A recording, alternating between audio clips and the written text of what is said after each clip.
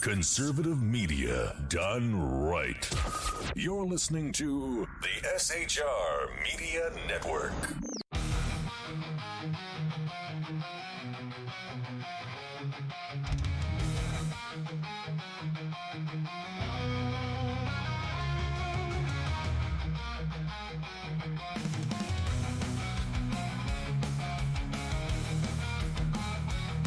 Get ready for truth bombs, belly laughs, and the kind of accent that turns car into a two-syllable adventure. Here's your host, Sean.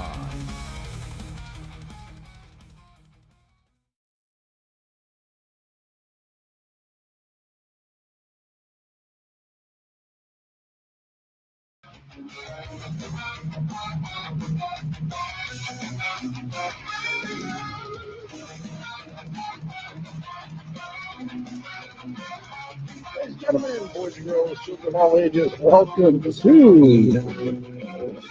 Liberty right here on the SHR Media Network.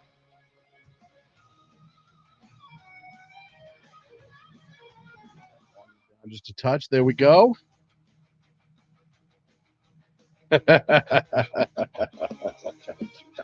Chat room is alive. Love to see it. I don't even know if I get caught up. Mission Ready Men, the Lost Wanderers in chat. Canadian Heavy Hauls in chat. Feezy, of course, chat.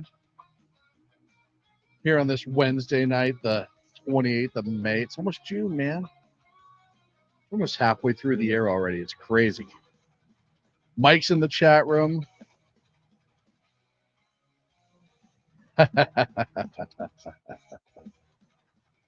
They're starting a hack club in the chat room. It's pretty amazing. Got a ton to talk about. Gonna start off with Project Veritas, man. You know, Project Veritas, they've been up and down. They've been doing pretty good. I mean, since what's his name left, James O'Keefe. Yeah, there's been some good ones that have come out. I think this one is the biggest one, and I'll tell you why. It gives you insight from one of the leaders of the DNC, somebody who had access to the White House, somebody who was around the White House, somebody who is an ally of the White House. All of these things, and this is what I'm talking about, of course, when Biden was in office. And it's David Hogg. You know him. He's the 92-pound co-chair of the DNC, who probably, if he's not out of a job yet, they were talking about him being out of a job like a week and a half ago. I'm pretty sure he's out of a job now. And he knew, Jersey Joe, thank you, Joe, in the chat. You can get in the chat too. Go to YouTube. Just search up SHR Media when you see that logo right there, that guy. Just click on it. It should bring you right to the live chat.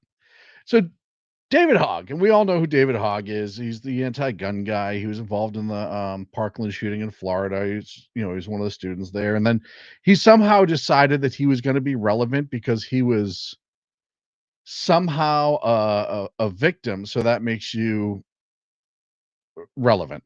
And has just been really nothing but a DNC parrot. He was Harry Sisson before Harry Sisson was Harry Sisson. I think that's the easiest way to put that. He was the social media super liberal. He was the one who was the insider before he was the insider. He was just that guy. He was Harry Sisson before TikTok. That's the easiest way to put it. And then he weaseled his way. And if you listen to him, he is not like his speeches tonight. What I'm going to play tonight doesn't really show you, but his speeches are not intelligent. He's not an overly intelligent person. Look, I'm not an overly intelligent person, but I'm smarter than David Hogg is. And just some of the things that he's tried to bring up in the past and some of the things that he's tried to just promote, he's just a knucklehead, right?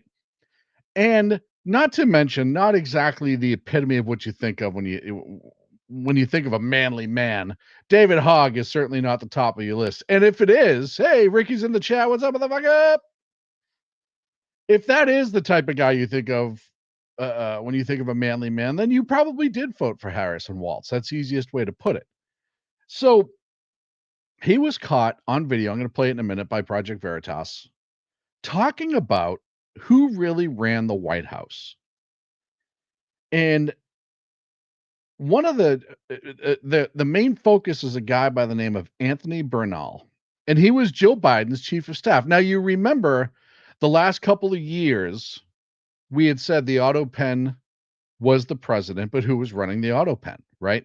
We all knew Joe was gone. We all knew other people were running it. We all knew, I had said there was a cabal of people who were running the country. The elected president was no longer running the country, right? Did Cheetah show up in chat? He should be here shortly. He said he was going to be here. So we know it wasn't Joe. Then the auto pen information came out. We learned everything we did about the auto pen and how the auto pen. Oh yeah, there's cheaters in the chat room as well. Thank you everybody for showing up tonight. We knew the auto pen was the one signing almost everything. And now there are reports that Fox News did a report tonight. I didn't pull it up for the show because I'll just reference it. That he didn't know some of the EOs that he signed. Oh, there's the Phantom. Thank goodness the Phantom's with us in chat. He didn't know the EOs that was signed half the time, none of the climate agenda stuff. A lot of stuff was signed with this auto pen that Biden never laid eyes on, which explains a lot because there was a few times, if you remember, that he was confused when somebody would bring up an executive order. I mean, he was confused all the time, but I meant specifically he'd be questioned about an executive order and he would just kind of do that, and then shit himself. And he wasn't shitting himself because he was scared. It's just incontinence. So it was, a lot of us had speculated, like, all right, clearly Joe's not running shit, but who is? And most people said Jill. Jill was running everything. I still at this point don't necessarily think it was just Jill. And actually, I'm going to explain why. I always thought there was an Obamaite around that was pushing Jill and Joe to where they wanted to go, conferring with Jill, maybe encouraging Jill to push Joe. But we know Jill was kind of the shot caller. I put up the thing from Lord of the Rings a couple months ago of Jill leaning in, and there was the king who's all, just dilapidated because he's under a spell. That was Joe.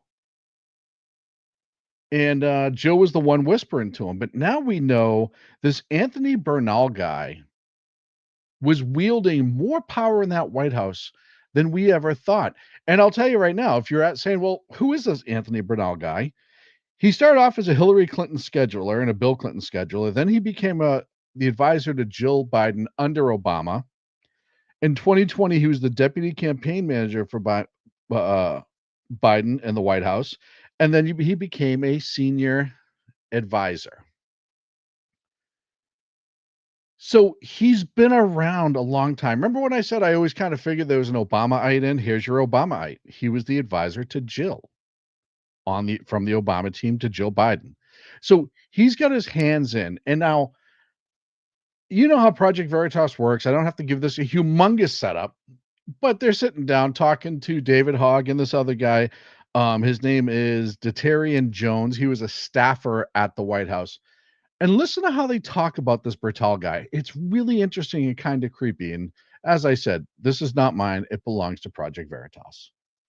Few people knew about Biden. Well, the president of the United States. I mean, I think the fact of the matter is the DNC is always going to be like a campaign arm of the president, ultimately. The bigger issue was like the inner circle that was around Biden.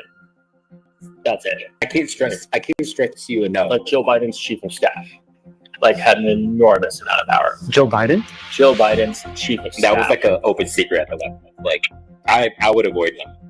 Like he was scary. What was his name? Anthony Bernal. I would avoid him. I've never seen him. Exactly. What do you mean? He's like a shadowy, like Wizard of Oz type figure. That's what made him so like. I knew how he looked, but I'm like the general public wouldn't know how this man looked. But he wielded an enormous amount of power, and I can't stress to you how much power he had at the White House.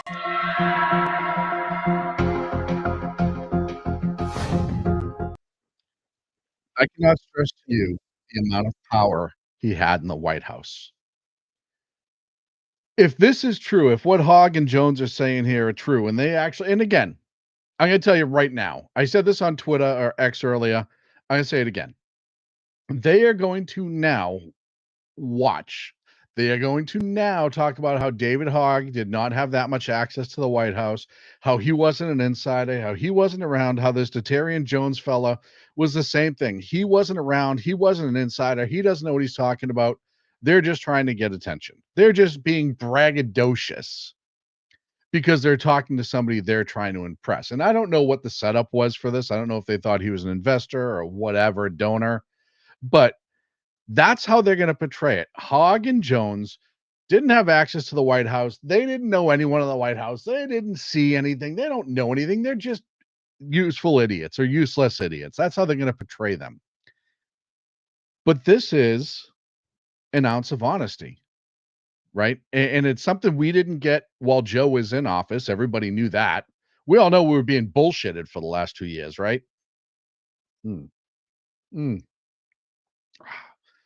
Bourbon. And we all knew that there was something. Yeah, he better say that. BZ said David Hogg should say, I'm not suicidal. Exactly. But we all knew somebody else was pulling the trigger. And who better than a former Obamaite? Somebody who worked for Obama, went through the whole Obama campaign, was part of the Obama White House, and was the advisor to Jill. And what kills me is Jill, and somebody said was Jill a patsy and she didn't know what was going on? That answer could be yes, and here's why. We all know the Bidens and the Obamas did not like each other at all whatsoever. They did not get along. I know they hugged and fucking shook hands and did all this stuff for the TV, but stories have come out since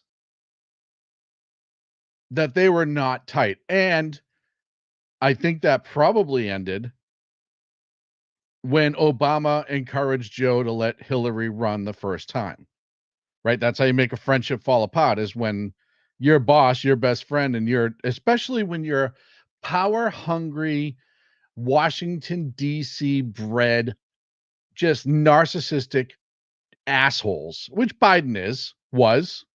I don't know now what he is. He's probably just, he doesn't know where he is. But when somebody who you think is going to support you, especially in that situation, turns around and says, no, Joe, why don't you let Hillary run? She's got a better chance of winning. Then it pisses you off. So that's where the love was lost, if you ask me, just based on observation. But Jill had trust in this guy, this Bernal guy, even though he was an Obamaite. I don't know how, but somehow he kept tight with Jill, and maybe he's like, oh no, I think Joe should run, and kind of crossed camps. But we always know where the roots are, right? Fruit of the poisonous tree. If the tree is poisoned, the fruit's going to be too. Bernal was a fruit that Jill, for whatever reason, took a bite of. Don't make the jokes. Everyone's going to make the joke. Don't make the joke. And now it brings us to the auto pen and the story about Biden not even knowing what it signed. And it brings me back to what I say and what many have said. It's not just me. There was no active elected president for at least 2 years. At least 2. Probably 4, but at least 2. As BZ calls it, the auto pen regime. And it was. And the fact that this does not trend every day on X and every other social media, and even Democrats, you liberals, I know it's all about power to you, but shouldn't it scare the ever-loving shit out of you that the person who was elected was not running the country? It was run by a cabal, a shadowy group of people. And you even heard, I think it was Jones that said it, he's a Wizard of Oz type character. He was behind the curtain. He was making everything pretty, pressing all the buttons, making the flames go up. That's who he was. Think about how scary that is, that somebody could have that much power to usurp the president and run the country along with Jill. This is the biggest travesty and constitutional crisis that has ever happened. Ever. And a lot of people saying, oh, it's treason. It's not treason if you look into it. Unless they declared war on the United States or the auto pen signed to give somebody aid and comfort, it's not treason. But I looked it up the other night and I posted it on X last week. There's about 42 felonies that goes into it using the presidential power without authority. So yeah, it may not be treason, but it's certainly worth life in prison minimally. But it also goes to show you how power hungry the Democrats are to gain, obtain, and remain in power.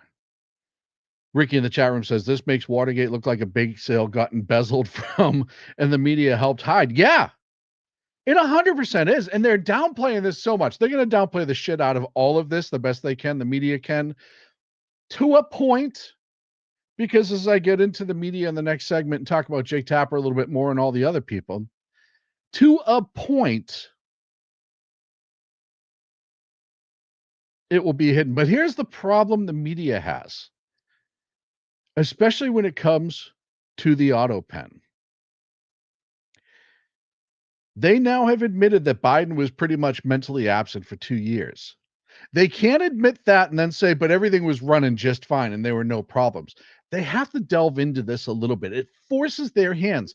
Once again, them lying all the time force them to be a little bit honest to gain credibility. And now this is going to be even more honesty to remain a little bit credible. Because if they sidestep this completely, don't get me wrong, MSLSD and all the other ones, their numbers are going down fast. But they'll lose even more. And they're already scrambling right now. It's terrible. If you look at the stats on mainstream media right now, outside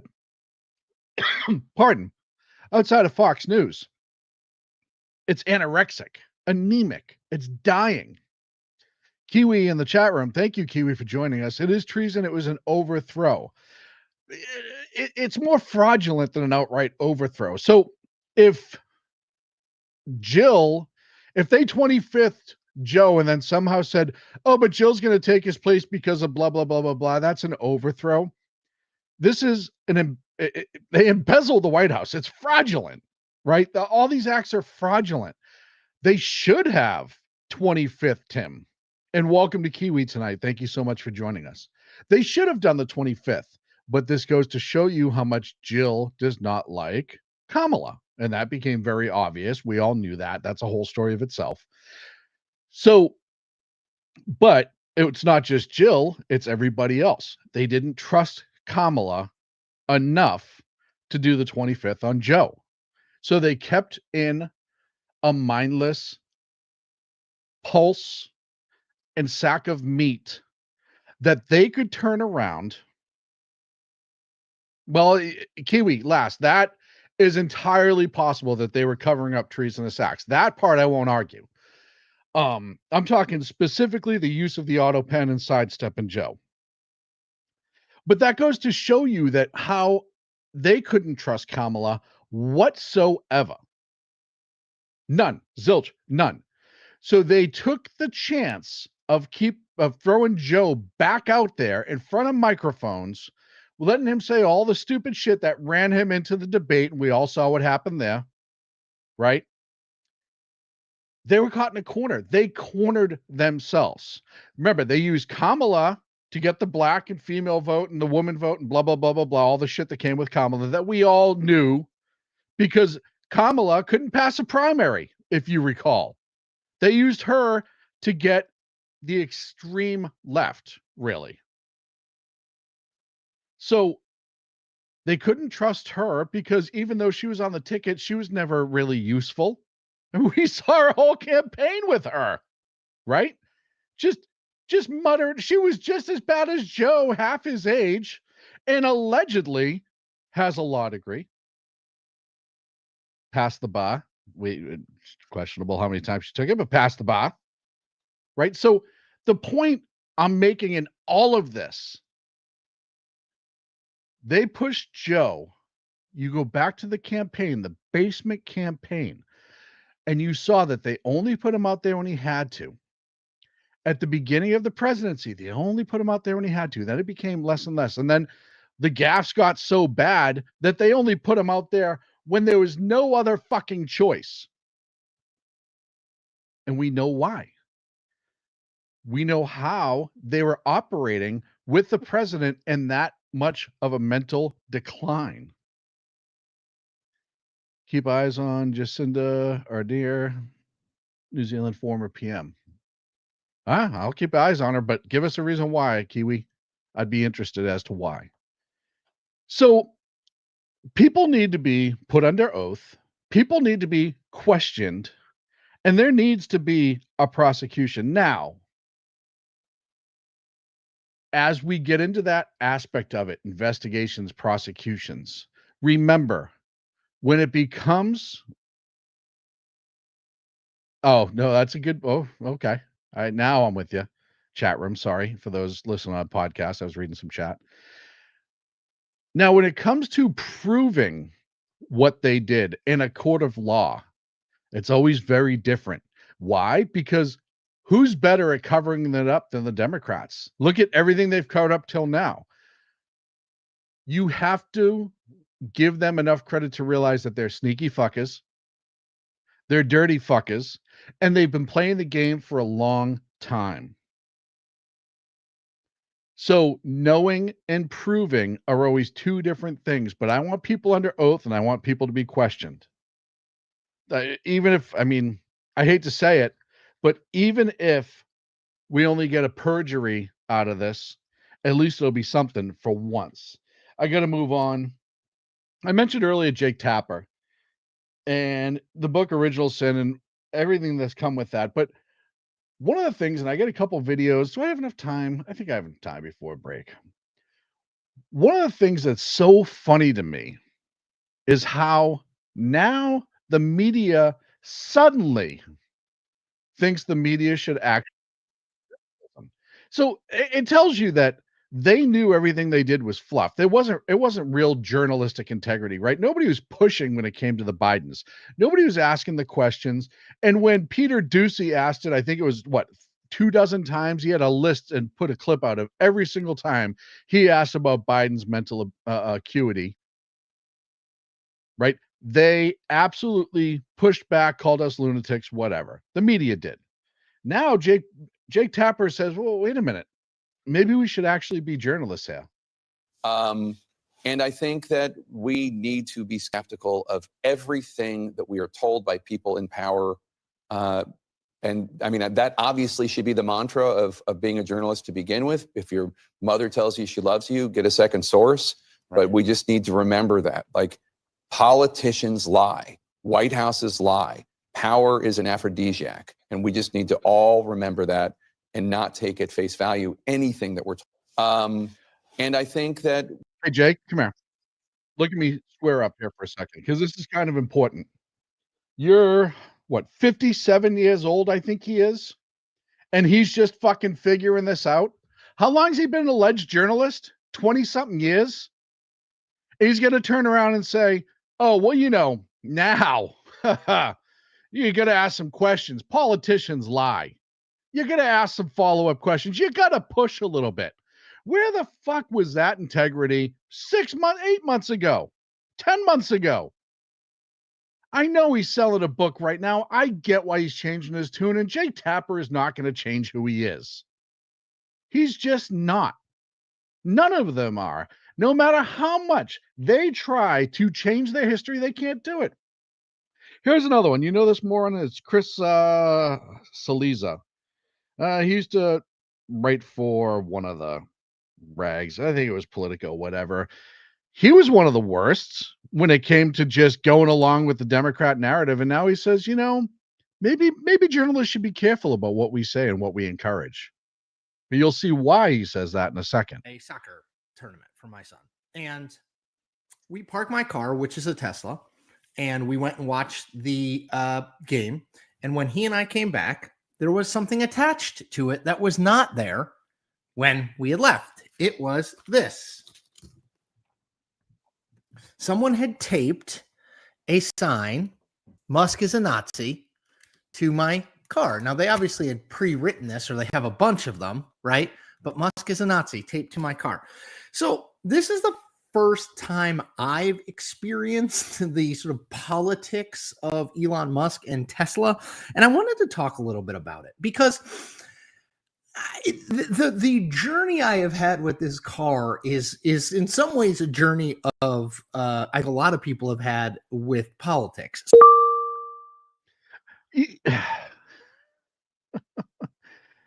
You see now how it works for them.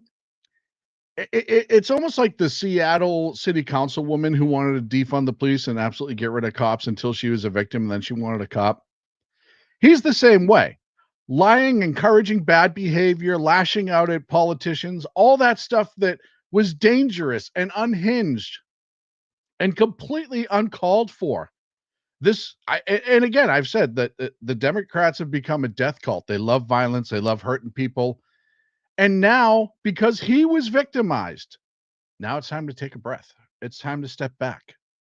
Maybe we should really reflect a little bit.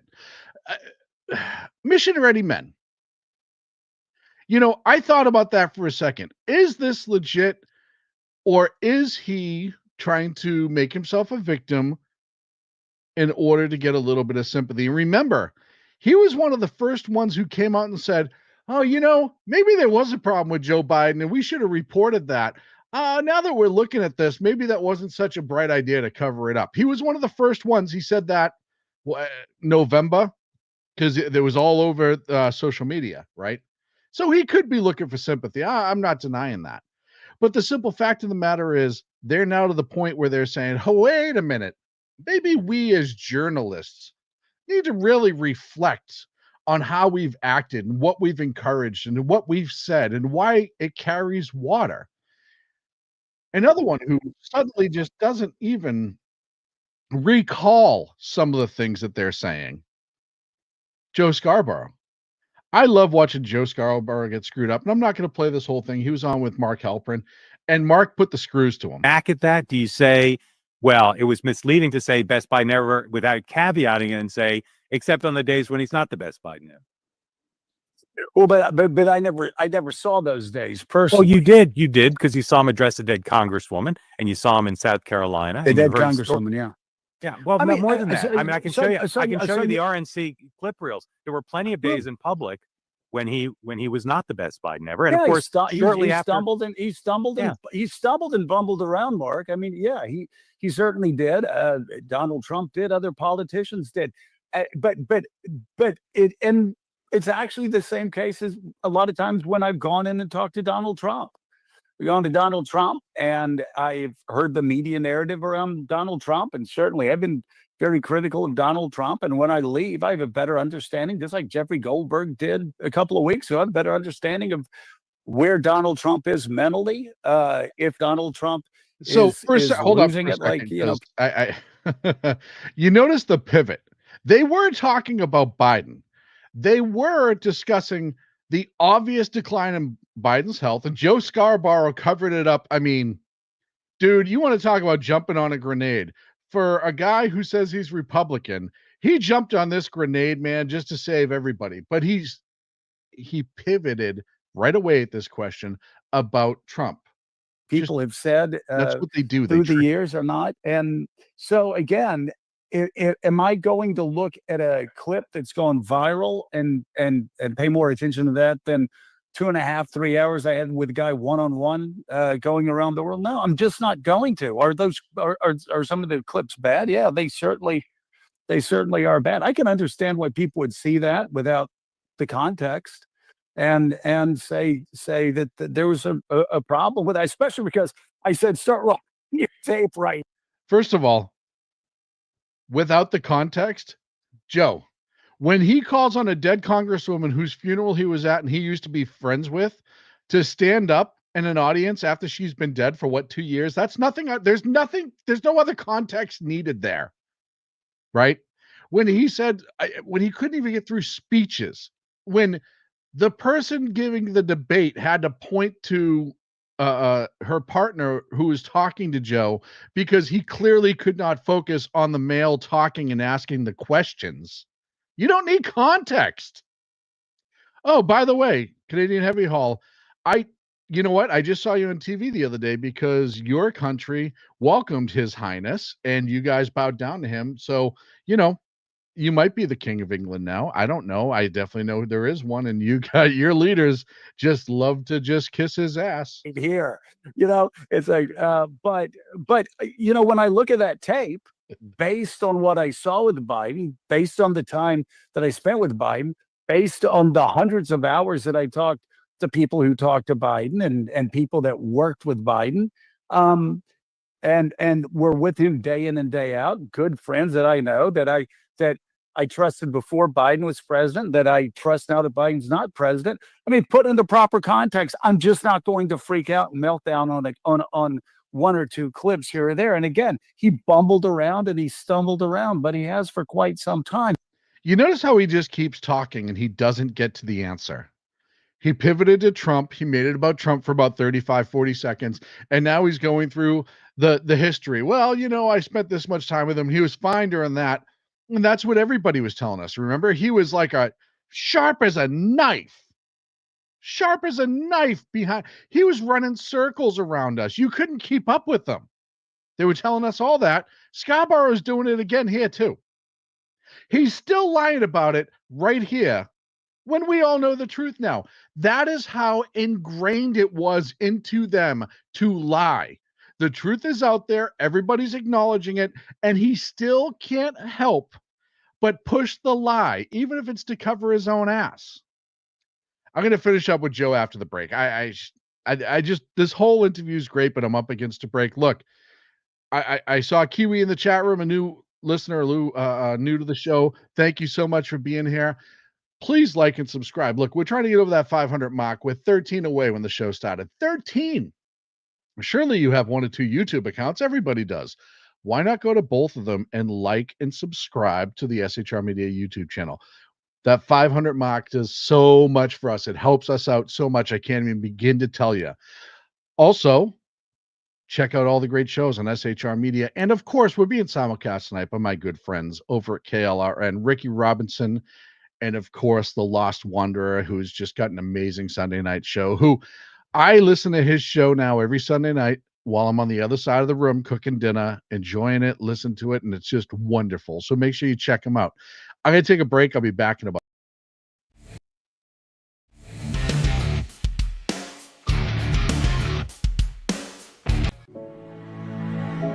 Freedom. One nation in all of human history was built on that bedrock. Ours. A republic of the people, by the people, and for the people. Self-government requires freedom, just as freedom requires an individual willingness to self-govern. Freedom has made America exceptional, but it can only last as long as you and I seek the good, as expressed by the laws of nature and nature's God. It can only last if you and I choose to act as people of character. Forging character has been the pursuit of Hillsdale College since 1844.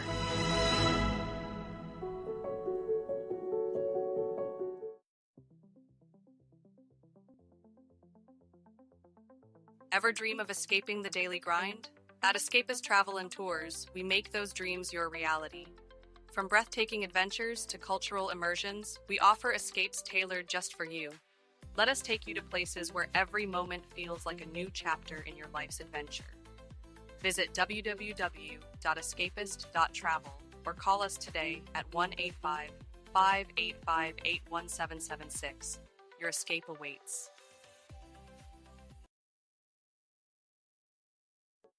Are you looking for a way to boldly express your faith and love for your country?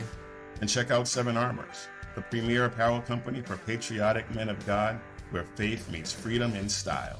Our t-shirts are more than just clothing, they're statements. Bold, stylish, and meaningful.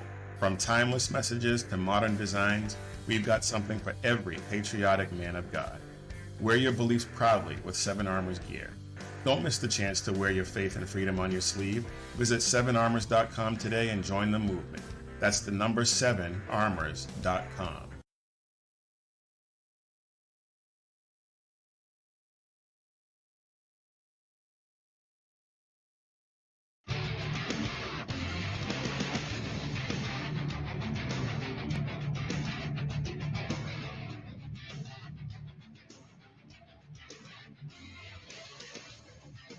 Man, the chat's just alive tonight. That's awesome. Thank you so much, folks.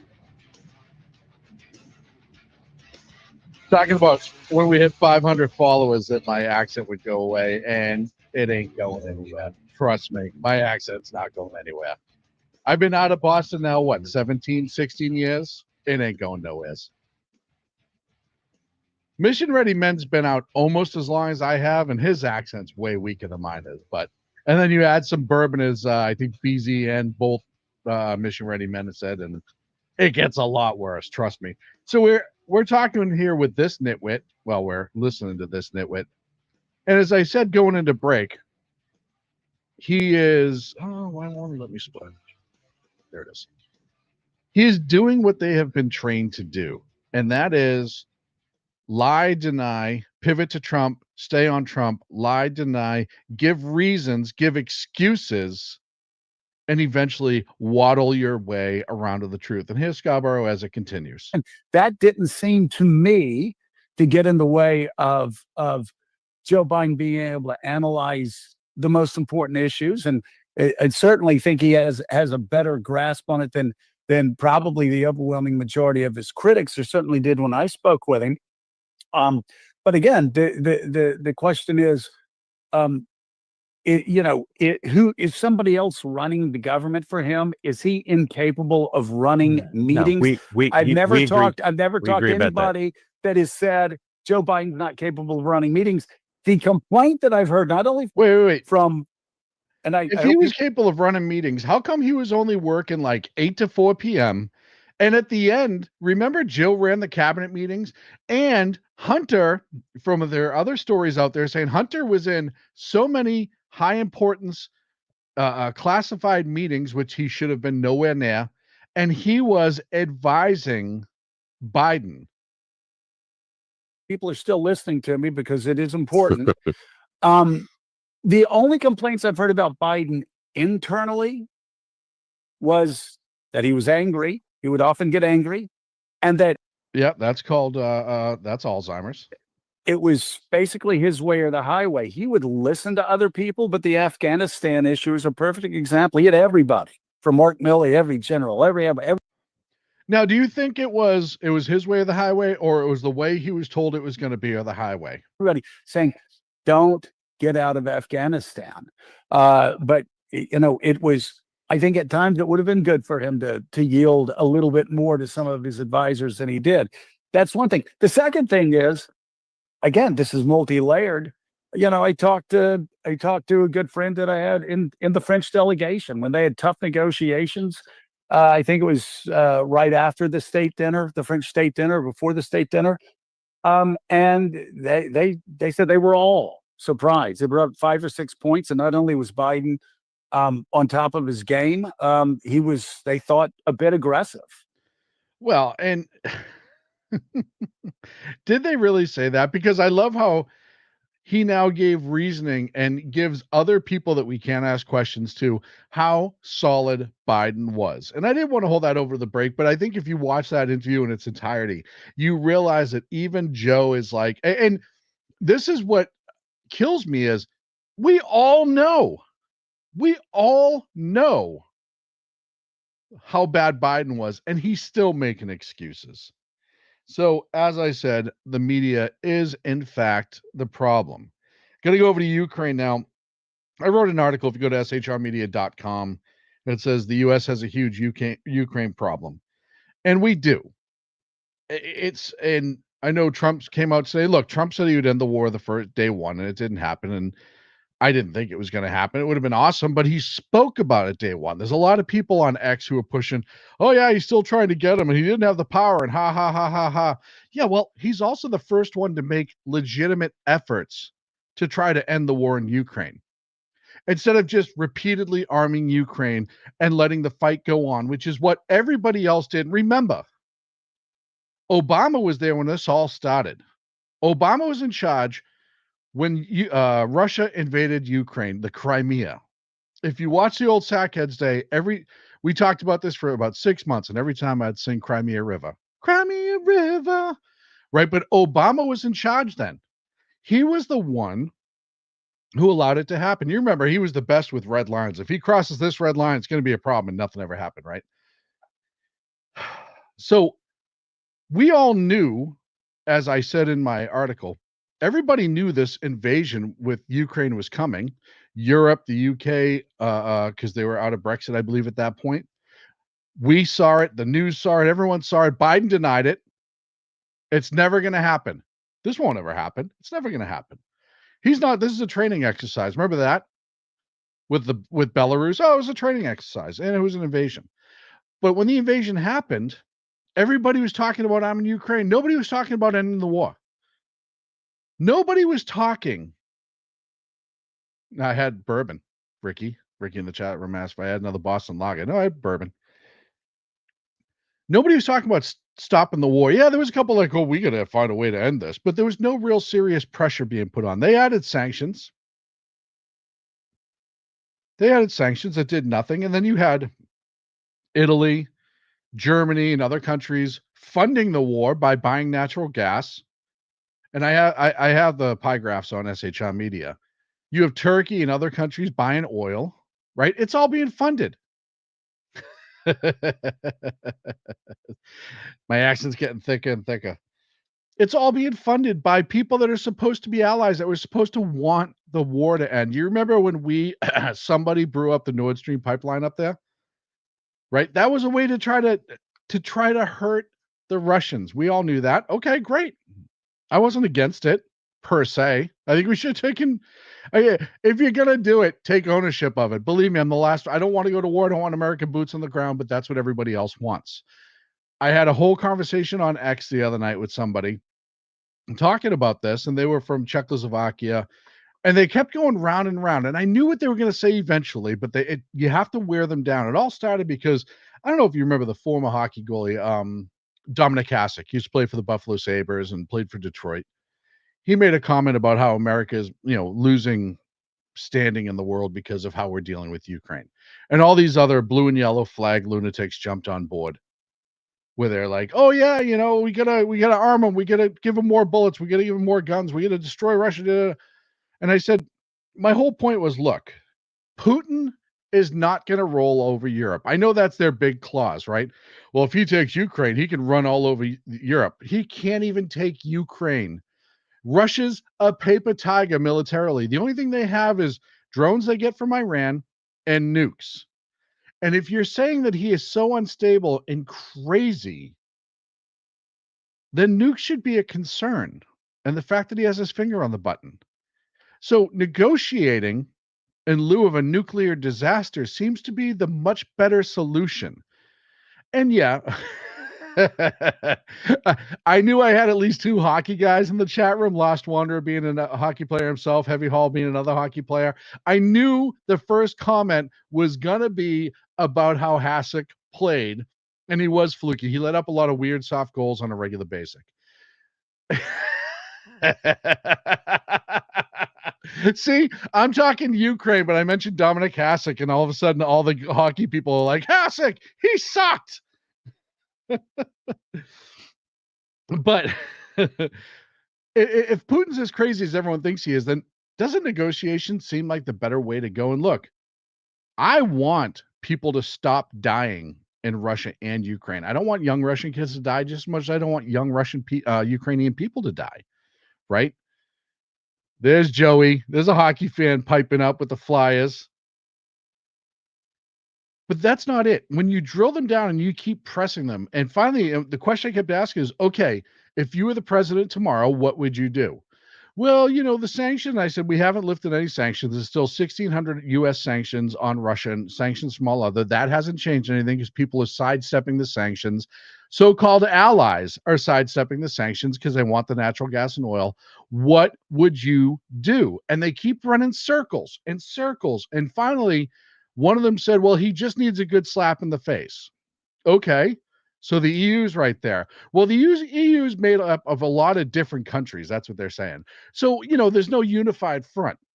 What they get down to every time is they want America to deal with it. They want us. We're already fighting the proxy war we were up until we stopped really funding them. It was a proxy war.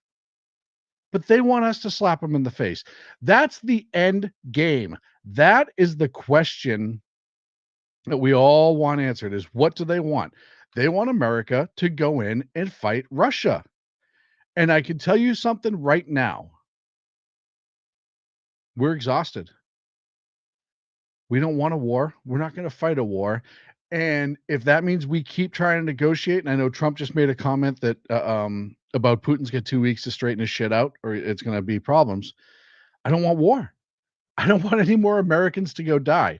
I don't want any more Canadians to go die. I don't want any more Aussies, New Zealander, Kiwis. I don't want anybody else to have to go off to war. I don't want to see what happens to them after the fact. I don't want to see all of it. Wow, who would have thought there were 3 goalies on one podcast? That's even funnier. And it's not about hockey. That's what's great. This is not a hockey podcast, but there's 3 goalies sitting here. So they do want it both ways. BZ nailed it. EU wants it both ways. They want cheap oil and they want cheap gas from Russia. They can't have that. You can't have that and end the war. You can't have that and have sanctions. They were warned. Trump warned them to get off of Russian resources years ago, didn't they? Didn't they?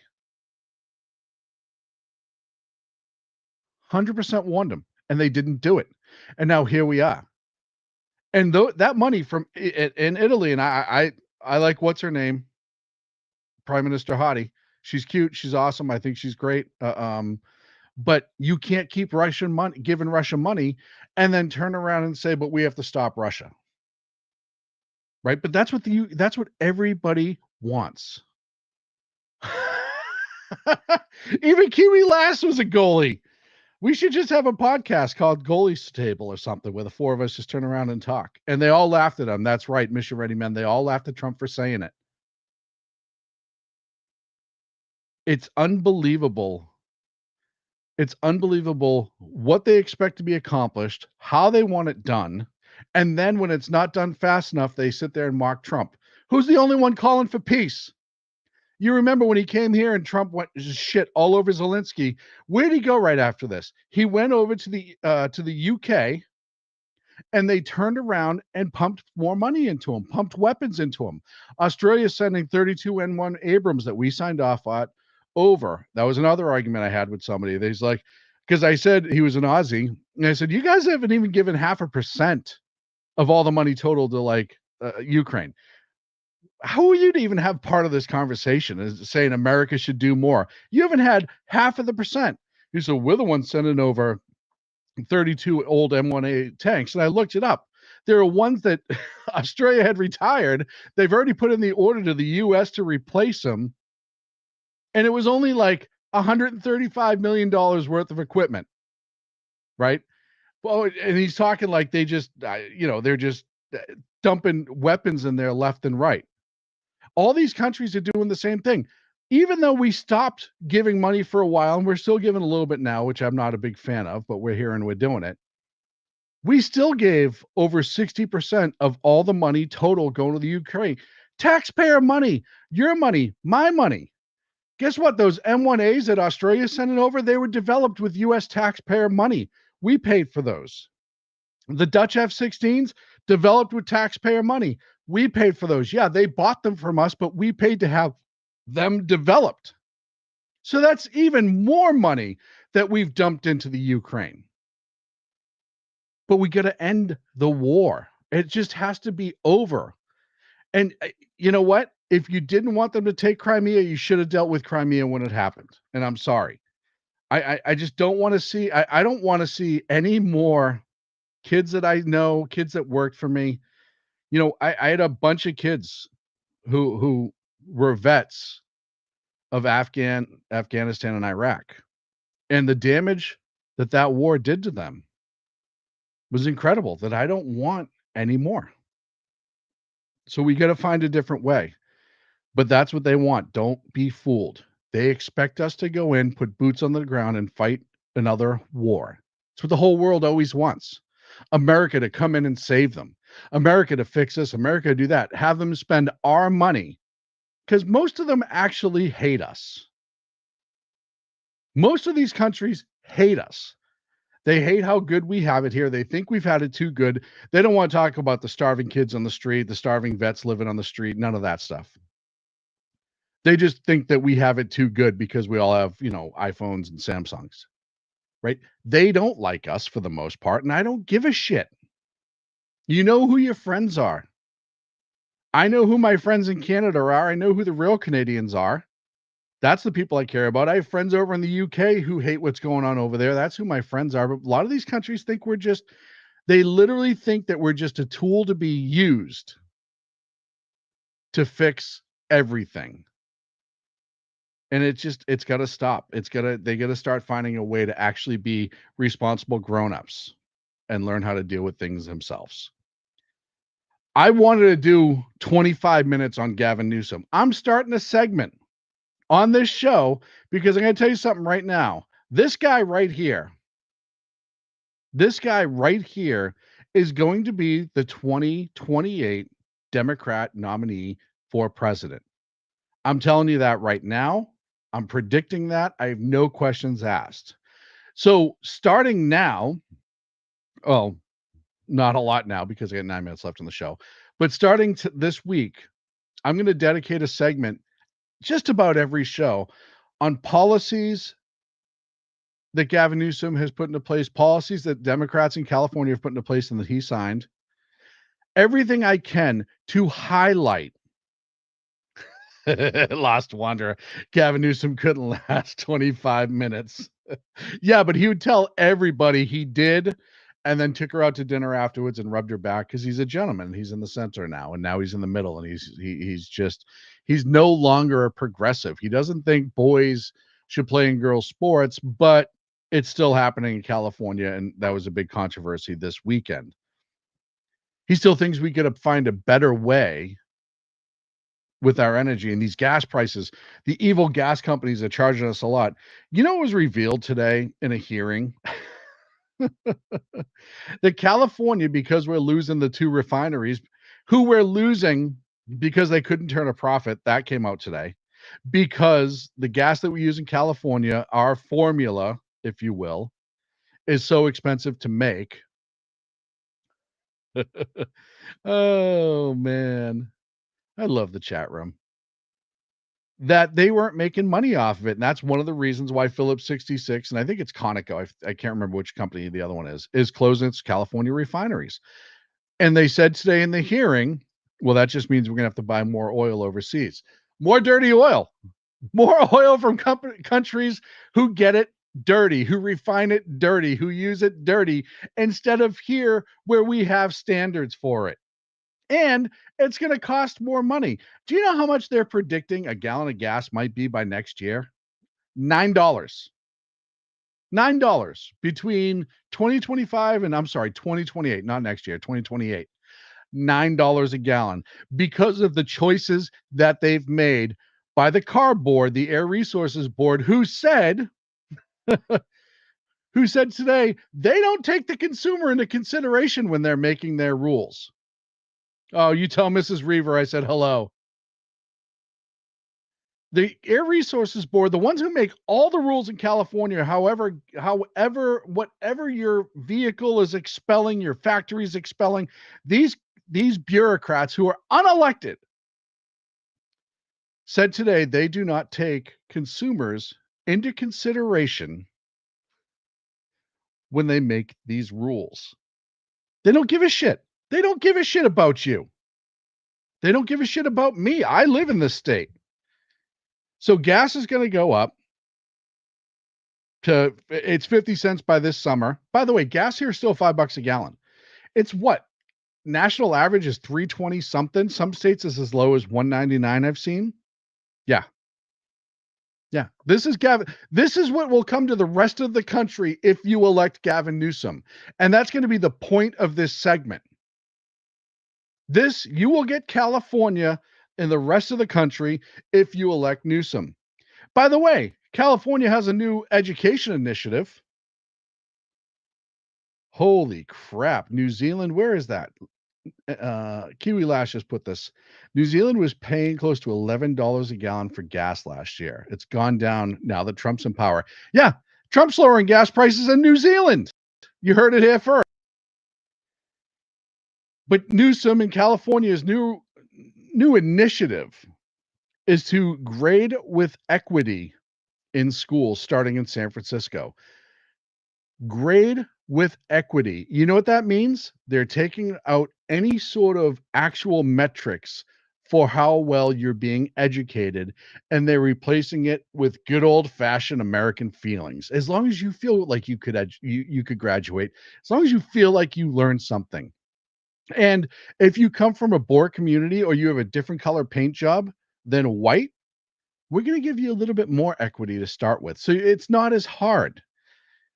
It's absolutely insane to me that this is even a conversation because look, Oregon started this, what was it, 2 years ago in Portland?